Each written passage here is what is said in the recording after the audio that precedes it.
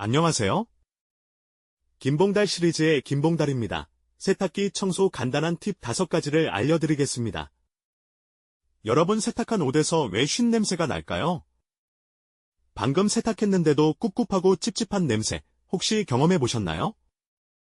그리고 세탁 안의 세균과 곰팡이는 그냥 냄새만 유발할까요? 아닙니다.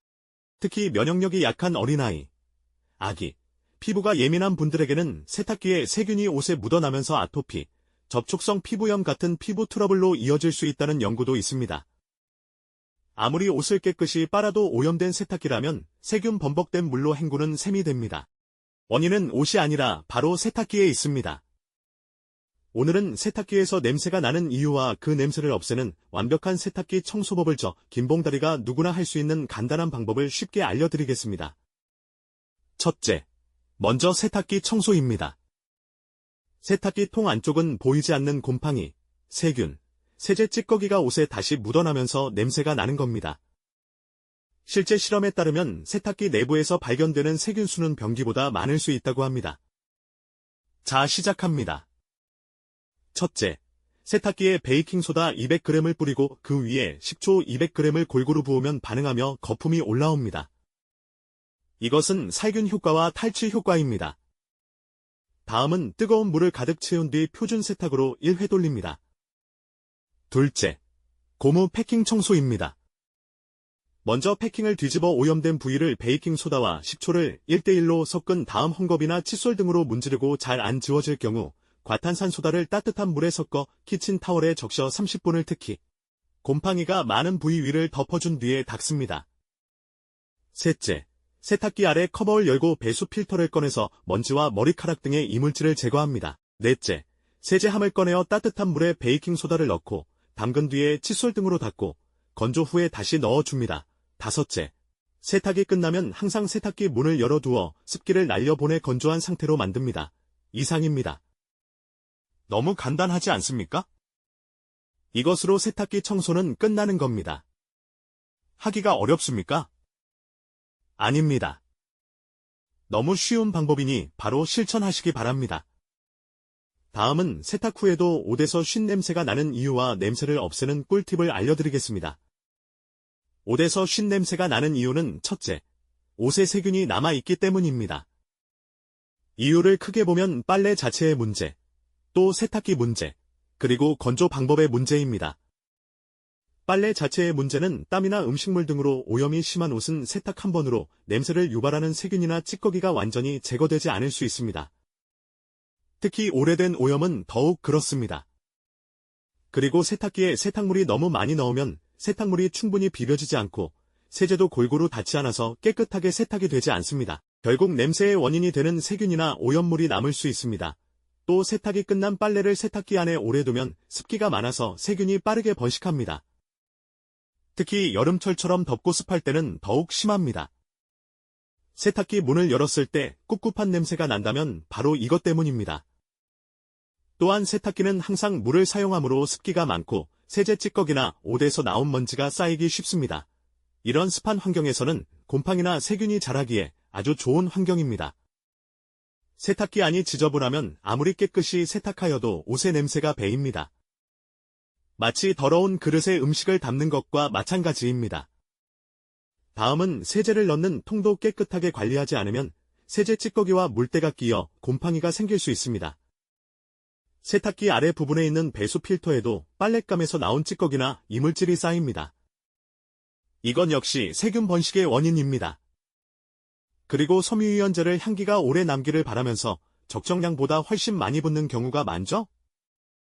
섬유유연제 그런데 이게 문제입니다.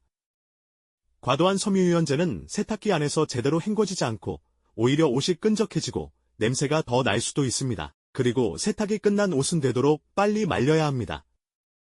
습한 상태에서 그냥 오래 방치하면 세균이 다시 번식하면서 꿉꿉한 냄새를 만듭니다.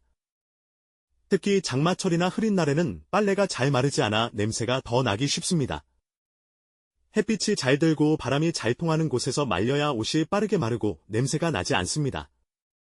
실내에서 말릴 때는 옷과 옷 사이 간격을 넓혀 습기가 잘 빠지도록 해야 합니다. 다음은 건조기를 사용하시는 경우는 건조기 필터에 먼지가 잔뜩 쌓여 건조가 제대로 안 되고 냄새가 날 수가 있습니다. 건조기 내부도 주기적으로 청소해 주시는 것이 좋습니다.